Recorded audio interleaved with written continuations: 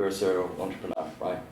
So obviously there's going to be some failures in that. Of course. Are there any you're willing to share? Yeah, I mean, I love talking about the failures. I mean, where do you want to start?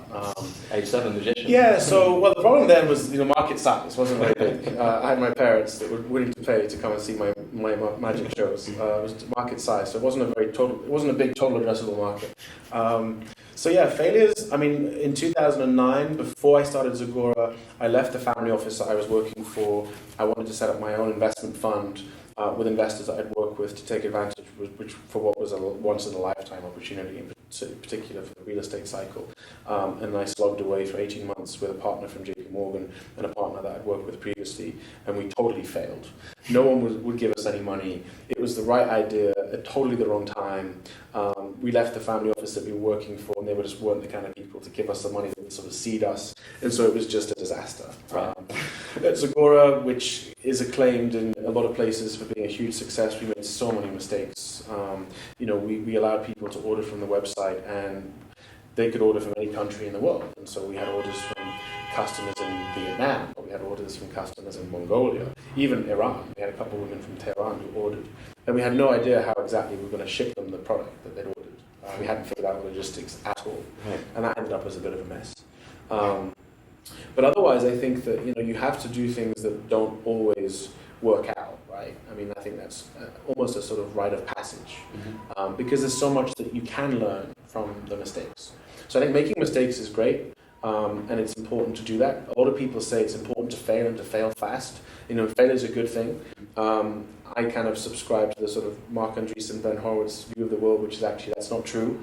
Failure sucks. It's really bad. Like success is great, But I think that it's important to kind of draw the life lessons and the execution and operational lessons that you can from things that don't kind of work out well. And so every entrepreneur that I've ever met has done something that didn't work out as intended, and has had success that they hadn't imagined equally. It's about that kind of zigzaggy path. Yeah, it's the way of the samurai, right? It's just the life that you've chosen. Similar in sort of within bigger corporate organizations, the career path can be a greasy pole. One minute you're up, next you're down, depends, your boss changes, like you and don't like them. And so as an entrepreneur, you kind of have a career, I think, as well, whereby you obviously take far more responsibility for the execution, the success and the failure. But I actually quite like that. I think a lot of entrepreneurs are like that. They like to have the responsibility. They like to have that element of control perhaps over their own sort of destiny. And so if something doesn't work out, it's your fault. And you have that element of control to decide what to do next. And I quite like that sort of freedom and that independence. Yeah, definitely. Okay, so what from, I don't know, perhaps your past failings or mistakes that you've made have you kind of instilled into Mailcloud? Yeah, that's a great question. I mean, one of the mistakes I think that we made at Zagora was, the team grew so rapidly because, the demand, we were chasing demand for the first 6 months. And so we didn't put enough emphasis as quickly as we should have on things like company culture, team, the sort of the kind of business that we wanted to build, the sort of people we wanted to hire, to be sure that the sort of values that we had as founders, my wife and I and a friend of mine, that people shared those values and shared the vision for the business and understood what the mission was. So the way that I kind of liken it was, how many of the initial team at Zagora would I have been happy to have put in a room with, say, a journalist from the Daily Mail or TechCrunch on their own for an hour, and I wouldn't be worried. Right. I think probably the answer is zero. The answer is zero. Maybe one. Yeah.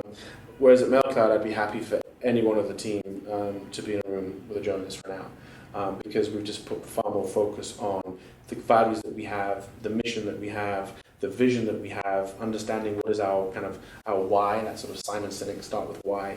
What is it that we believe in? Why do we do what we do? What is our purpose? And so that was definitely something that I think we learned the hard way at Zagora, and able to hopefully kind of instill that much more as a sense in the team at Mailcloud.